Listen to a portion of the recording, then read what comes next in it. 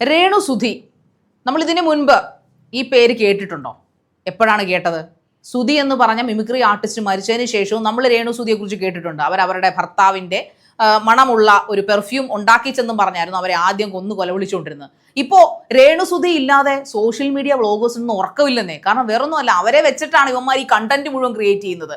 രേണുസുധി ഒരു റീൽ ഇനി ഒരാഴ്ച ചെയ്തില്ലെങ്കിൽ ഇവരുടെ കഞ്ഞി കൂടി അങ്ങ് മുട്ടും. ആ പരുവത്തിനാണ് ഇപ്പോൾ നമ്മുടെ വ്ളോഗേഴ്സ് അധപ്പതിച്ചുകൊണ്ടിരിക്കുന്നത്. ഫേമസ് ആയിട്ടുള്ള ഒരുപാട് നല്ല കണ്ടന്റ് ഒക്കെ ചെയ്തിട്ടുള്ള വ്ളോഗേഴ്സ് ഒരു കണ്ടന്റും ഇല്ലാത്തതുപോലെ ഈ പാവപ്പെട്ട പെങ്കൊച്ചിന്റെ പുറകെ നടന്ന് അതിനിങ്ങനെ ഹരാസ് ആൻഡ് സൈബർ ബുള്ളിങ് ചെയ്തുകൊണ്ടിരിക്കുകയാണ്. ലോകത്ത് രേണുസുധി മാത്രമേ ഉള്ളൂ ഈ ടൈപ്പ് ഓഫ് റീൽസ് ചെയ്തിട്ടുള്ളത്.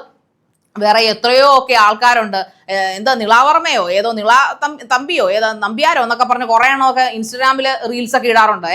അവരുടെ പിന്നെ ഈ പറയപ്പെടുന്ന സ്വന്തമായിട്ട് കാണേണ്ട സാധനങ്ങളെല്ലാം പുറത്തിട്ടുകൊണ്ടാണ് അവർ റീൽസ് ചെയ്തിരുന്നത്. അവർക്കൊന്നും ഇത്രയും വിമർശനങ്ങളില്ല. എന്തിനാ സണ്ണി ലിയോണിന് ഒരു വിമർശനവും ഇല്ല. അവരുടെയൊക്കെ താഴെയൊക്കെ വരുന്ന കമന്റുകൾ കണ്ടു കഴിഞ്ഞാൽ നമ്മൾ അയ്യോ ഇത്രയും നല്ല ആൾക്കാർക്ക് വേണ്ടിയിട്ടാണല്ലോ കമന്റ് ചെയ്യുന്നത്. അവരെയൊക്കെ നമ്മൾ പ്രൊഫഷണൽസ് ആയിട്ട് കാണും. അവരൊക്കെ നല്ല പ്രൊഫഷണൽസാണ്. മലയാളികളുടെ കണ്ണിൽ അവരൊക്കെ നല്ല പ്രൊഫഷണൽസാണ്. പോട്ടെ, ജനങ്ങളെ നമുക്ക് ഇതിനകത്ത് കുറ്റം പറയാൻ പറ്റത്തില്ല. ഇത് ജനങ്ങളല്ല രേണുസുധിയുടെ പുറകെ നടക്കുന്നത്. നേരിട്ട് നമ്മൾ ആ കമന്റ്സ് ഒക്കെ എടുത്ത് നോക്കുമ്പോൾ രേണുസുധി ജീവിച്ചോട്ടെ, എന്തിനാണ് അവരെ ഇങ്ങനെ പുറകെ നടന്ന് ശല്യപ്പെടുന്നത് ചോദിച്ചെന്ന ഒരു 1000-ലധികം കമന്റുകൾ നമുക്ക് കാണാൻ സാധിക്കും ഓരോ വീഡിയോസിന്റെ താഴെയും. സത്യത്തിൽ രേണുസുധിയെ സൈബർ ബുള്ളിങ്ങും ഹരാസും ചെയ്യുന്നത് ശരിക്കും പറഞ്ഞാൽ സോഷ്യൽ മീഡിയ ഇൻഫ്ലുവൻസേഴ്സ് ആണ്. അവർക്കെതിരെയാണ് രേണുസുധി ഇങ്ങനെ ഉറങ്ങിയിരിക്കാതെ കേസ് കൊടുക്കേണ്ടത്. അവരെന്തിനാണ് ഇങ്ങനെ നിങ്ങൾ പുറകെ നിന്ന് ടോർച്ചർ ചെയ്യുന്നത്? നിങ്ങളല്ല അവരുടെ വീട്ടിൽ വാങ്ങിച്ചു കൊടുക്കുന്നത്, നിങ്ങളല്ല അവർക്ക് വസ്ത്രം മേടിച്ചു കൊടുക്കുന്നത്, നിങ്ങളുടെ അമ്മയോ പെങ്ങളോ ഭാര്യയോ അനിയത്തിയോ ഒന്നും അല്ല രേണുസുധി അവർ പറയുന്ന അവരുടെ സുധിച്ചേട്ടൻ കാണിച്ചു തന്ന വഴികളിലൂടെ അവർ നടക്കുന്നു. കലയുടെ വഴികളിലൂടെ നടക്കുന്നത്. അവരുടെ കലയെന്ന് പറയുന്നത് റീൽസും അതോടൊപ്പം ഇങ്ങനെ ഡെയർ ആയിട്ടുള്ള കാര്യങ്ങൾ ചെയ്യുക എന്നുള്ളതാണ്. പിന്നെ അവർക്ക് ദൈവം കൊടുത്തിരിക്കുന്ന ആകാര വടിവും സൗന്ദര്യവും വെച്ച് മാത്രമേ അവർക്ക് ചെയ്യാൻ പറ്റുള്ളൂ. അവർക്ക് അവരുടെ മുഖത്തിന്റെ ഷേപ്പോ ശരീരത്തിന്റെ ഷേപ്പോ നിറം മാറ്റി വെളുത്ത നിറം മാറ്റി കറുത്ത നിറം മാറ്റി വെളുത്ത നിറമോ ആക്കാൻ സാധിക്കോ? ഇല്ല. അവർക്ക് ദൈവം കനിഞ്ഞ് അനുഗ്രഹിച്ചിരിക്കുന്ന അവരുടേതായ ആ എളിയ കലാകാരിയുടെ കഴിവുകൊണ്ട് അവർ ചെയ്യുന്ന കുറച്ച് കാര്യങ്ങൾ അവരിനി എന്ത് ചെയ്യുന്നു? അവരിനി ബാത്റൂമിൽ പോകുന്നുണ്ടോ? അവർ കിടക്കാൻ പോയോ?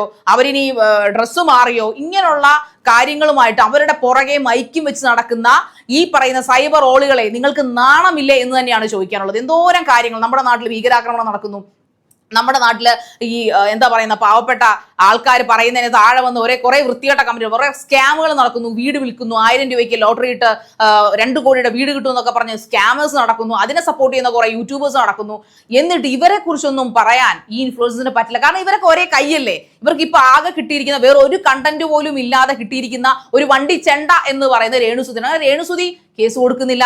ഹണി റോസിന്റെ ഇടയ്ക്ക് ഇവരിത് ചെയ്യുവോ? ഹണി റോസിന്റെ ഇടയ്ക്ക് ഇനി ആരും ഒന്നും ചെയ്തില്ല. കാരണം ഹണി റോസ് അതുപോലെ മസ്തകത്തിൽ അടിയാ കൊടുത്തത്. കാരണം ഏറ്റവും വമ്പനെന്ന് കരുതിയിരുന്ന, ആരെ എന്തും വിളിക്കാമെന്ന് കരുതിയിരുന്ന ബോച്ചയ്ക്കിട്ടാണ് ഹണി റോസ് പരാതി കൊടുത്തത്. വെറും സ്ത്രീ ആണ്, അല്ലെങ്കിൽ എനിക്കിത് പറയാം എന്ന രീതിയിൽ പലവട്ടം അവർ സഹിച്ചു. സഹനത്തിന്റെ അപ്പുറമായപ്പോഴാണ് ഹണി റോസ് ബോച്ചയ്ക്കെതിരെ പരാതി കൊടുത്തത്. അതുപോലെ രേണുസുധിയും പരാതി കൊടുക്കുന്ന ലെവലിലേക്കാണ് കാര്യങ്ങളുടെ ഒരു പോക്ക്. വേറൊന്നും കൊണ്ടല്ല, അത്രയ്ക്ക് ഏറെ ഹരാസ്മെന്റ് അവർ അനുഭവിക്കുന്നുണ്ട് ഇവിടെ കിടന്നുകൊണ്ട്. ഇപ്പോൾ കഴിഞ്ഞ ദിവസം വേറെ നമ്മുടെ വാർത്തകൾ വളരെ ക്രൂഷ്യൽ ആയിട്ടുള്ള വാർത്തകളാണ്. പാകിസ്ഥാൻ ഇന്ത്യ തമ്മിലുള്ള ആ ഒരു വൈരവും നമ്മുടെ പഹൽഗാമിൽ ഉണ്ടായിട്ടുള്ള ആക്രമണങ്ങളും അതിന്റെ പേരിൽ നടക്കുന്ന വിഷമങ്ങളും അങ്ങനെ കുറെ കാര്യങ്ങൾ ഒരു സൈഡിൽ നടക്കുന്നുണ്ട്. വേറെ കുറെ അധികം കാര്യങ്ങൾ ആവശ്യത്തിന് അവൈലബിൾ ആണ്. ഇതൊന്നും ശ്രദ്ധിക്കാതെ കഴിഞ്ഞ ദിവസം രേണുസുധി റോഡിന്റെ സൈഡിൽ നിന്ന് റീൽ എടുത്തു പോയി. അവരുടെ വയറ്റിപ്പിഴപ്പാണ്, അവരുടെ ജീവിതമാണ്. അവർ ആൽബം ഷൂട്ട് ചെയ്യും, അവർ സിനിമയുടെ ഭാഗമാകും, അവർ റീൽസ് എടുക്കും. ഇതെല്ലാം അവർ പേയ്മെന്റിന് വേണ്ടി ചെയ്യുന്നതാണ്. അവരാരുടെ മുമ്പിൽ തുണി അഴിച്ചാടുന്നില്ല. അവർ തുണിയില്ലാതല്ല റോഡിൽ നിൽക്കുന്നത്. പക്ഷേ വാക്കുകൾ കൊണ്ട് സൈബർ അറ്റാക്കിംഗ് കൊണ്ട് അവരെ തുണി അഴിച്ച് അവരെ റേപ്പ് ചെയ്യുകയാണ്. സത്യം അങ്ങനെയാണ് നമ്മൾ സൈബർ അറ്റാക്കുകാർ കാണിക്കുക. അവരോടൊപ്പം അഭിനയിച്ച മനുഷ്യനെ എന്തെല്ലാം ചീത്തയാണ് വിളിച്ചത്. അദ്ദേഹം ഇപ്പൊ കേസ് കൊടുത്തിരിക്കുകയാണ്. അദ്ദേഹത്തെ കേൾക്കാൻ കൊള്ളാത്ത തരത്തിലുള്ള സൈബർ ബുള്ളിങ് ആണ് ഒരുത്തൻ അദ്ദേഹത്തെ വിളിച്ചത്. എന്നിട്ട് അദ്ദേഹം ഒരാളോടും അദ്ദേഹം പ്രതികരിക്കാൻ പോകാറില്ല. എന്നിട്ട് പോലും അദ്ദേഹം പരാതി കൊടുക്കാൻ നിർബന്ധിതനാവുകയായിരുന്നു. രേണുസുധി, എന്തുകൊണ്ടാണ് താങ്കൾ മിണ്ടാതിരിക്കുന്നത്?